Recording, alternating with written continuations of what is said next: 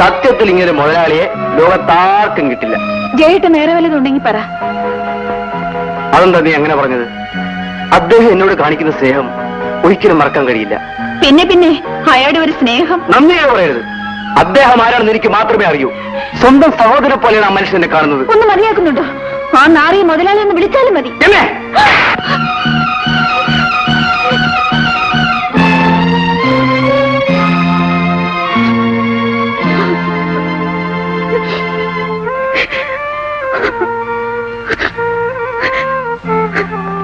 അദ്ദേഹത്തെ നീ നാറിയെന്ന് പറഞ്ഞുകൊണ്ട് ഞാൻ തല്ലിപ്പോയത്. നന്ദിയുടെ ഒരു അതിര് വേണം. എന്തിനാ നീ എന്നെ പറഞ്ഞതോ? ഇനി എന്നെ തല്ലാനുണ്ടെങ്കിൽ തല്ലിക്കോ, എന്നിട്ട് പറയാം. ആ തെമ്മാടി നിങ്ങൾക്ക് ഉദ്യോഗക്കയറ്റം തന്നതും സൽക്കരിക്കുന്നതും ഒക്കെ സ്നേഹം കൊണ്ടല്ല, എന്നെ കണ്ടുകൊണ്ടാണ്. ജയേട്ടനെ ഹാർബറിലേക്ക് അയച്ചിട്ട് അയാൾ ഇന്നലെ രാത്രി കുടിച്ചുകൊണ്ടുവന്ന് എന്നെ കയറി പിടിച്ചു. എന്താ പറഞ്ഞത്? നിങ്ങളൊരു പെണ്ണുകുട്ടിയായിട്ട് അവൻ കണ്ടിരിക്കുന്നു. നിങ്ങൾക്ക് സ്ഥാനമാനങ്ങൾ ഉണ്ടാകാൻ വേണ്ടി ഞാൻ അവന്റെ വെപ്പാട്ടിയാകണമെന്ന്.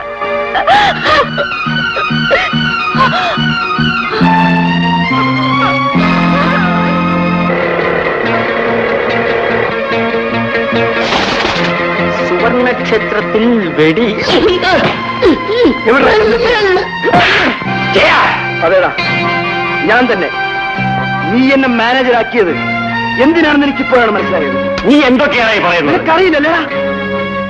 നീ എന്നെ ഹാർബറിലേക്ക് അയച്ചത് നിനക്ക് യാത്ര ചെയ്യാൻ പാടാത്തതാണ്.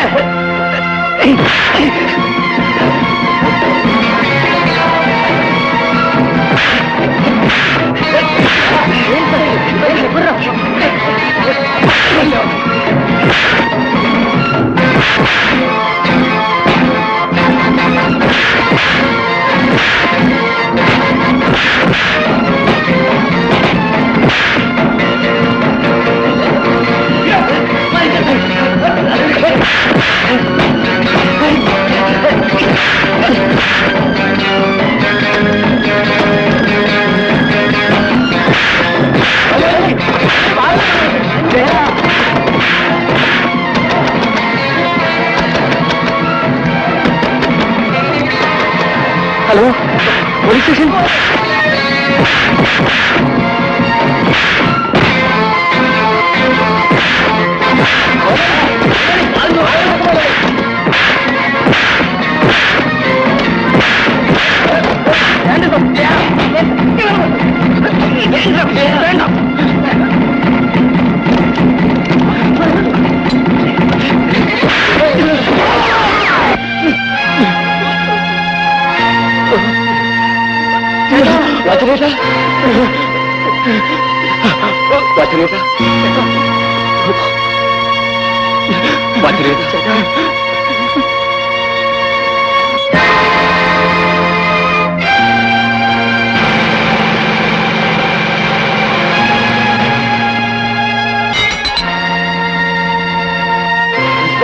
നിങ്ങൾ എത്തിയില്ലായിരുന്നെങ്കിൽ ഇവൻ ഞങ്ങളെയും കൊല്ലുമായിരുന്നു.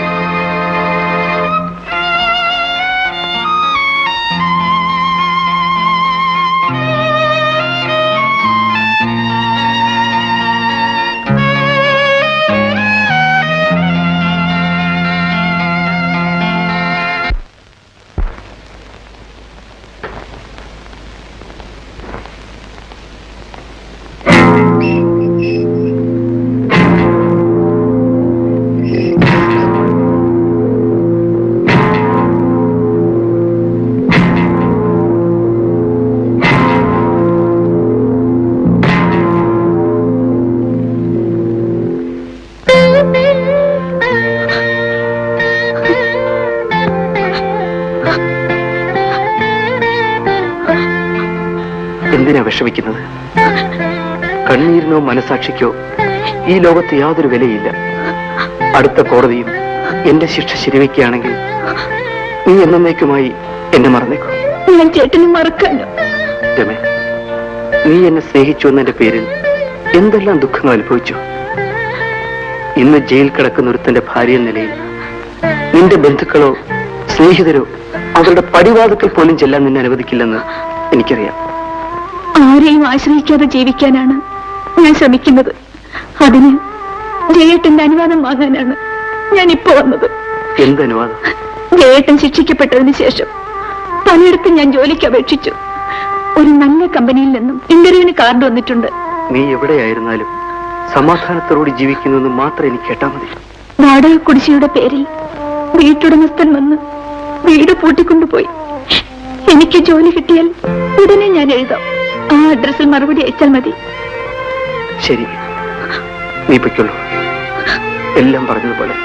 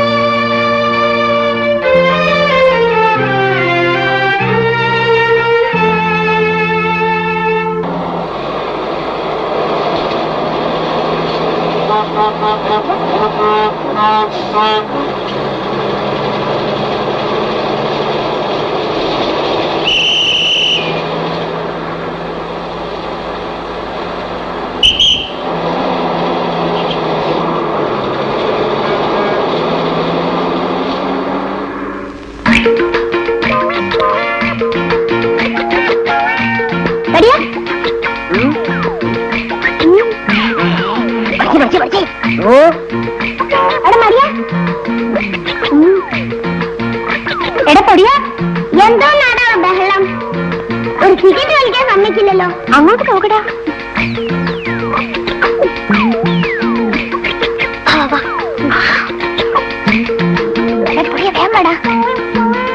വേഗം പോണം മുന്നോട്ട്.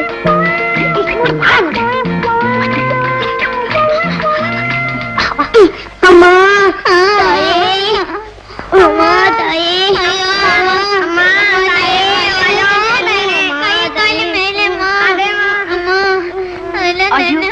എന്റെ ചില്ലറയില്ല.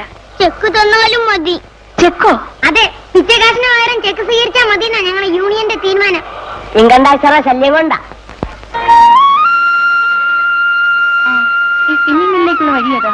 ഇവിടുന്ന് നേരെ പോയി എടുത്തോട്ട് തിരിയണം. ഇല്ല ചേച്ചി, ഇവിടുന്ന് നേരെ പോയി വലിച്ചോട്ട് തിരിയണം. ചുമ്മാ ഇല്ലേടി ചേച്ചി, ഇവരൊക്കെ ചേച്ചി വഴിതെറ്റിപ്പിക്കാൻ വേണ്ടി പറയാണ്. ശരിക്കുള്ളത് ഞാൻ പറഞ്ഞുതരാം. പറയൂ.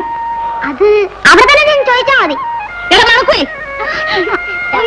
പ്രായം കൂടിയ കളിയാക്കരുത്, ഞാൻ നമ്മളോട് പറഞ്ഞിട്ടില്ലേ? എല്ലാം കുസൃതി പിള്ളേരെ. അവരെ എന്തിനാ കുറ്റപ്പെടുത്തുന്നത്? അച്ഛനും അമ്മയും ആരെന്നറിയാതെ തെരുവിൽ വളരുന്ന പിള്ളേരെ. പക്ഷെ ഞാനെന്ന് പറഞ്ഞ ജീവന.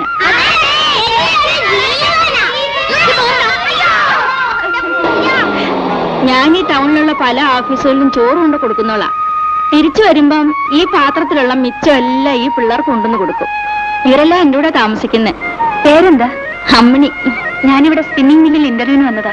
സ്ഥലമൊന്നും പരിചയമില്ല. അയ്യോ, മില്ലിലേക്ക് കുറെ ദൂരമുണ്ട്. എന്റെ കൂടെ വന്ന് ഞാൻ കാണിച്ചു തരാം. വലിയ ഉപകാരം. വരും. എടാ വരണടാ.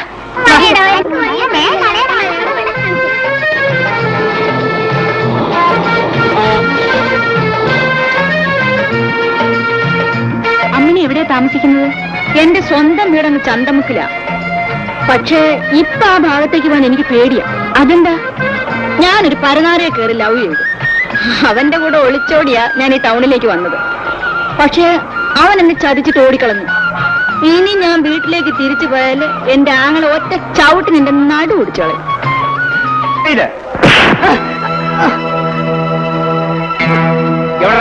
ഞാൻ എടുത്തില്ല. ഇവൻ തന്നെയാ കുഞ്ഞെ എടുത്തത്. ഞാൻ കൈയോടെ പിടിച്ചപ്പോഴാ എന്നെ തല്ലി തോടാൻ കൊടുക്കടാ. മണിയാ, എന്താണ് ഇവനെ പരിശോധിക്കടാ.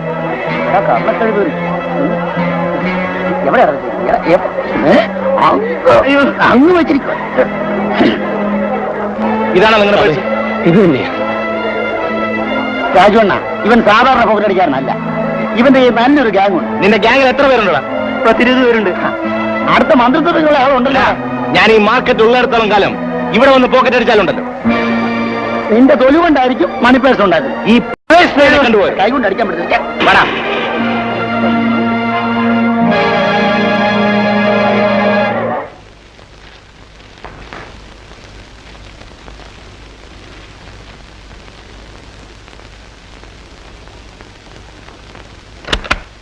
നാട്ടുകാരെ പറ്റിക്കാൻ വേണ്ടി അവന്മാർ ഇന്റർവ്യൂ വെച്ചത്. അവർ കൈക്കൂലി വാങ്ങിച്ചുകൊണ്ട് അവന്മാർക്ക് വേണ്ടപ്പെട്ടവരെല്ലാം നിയമിച്ചു കഴിഞ്ഞു.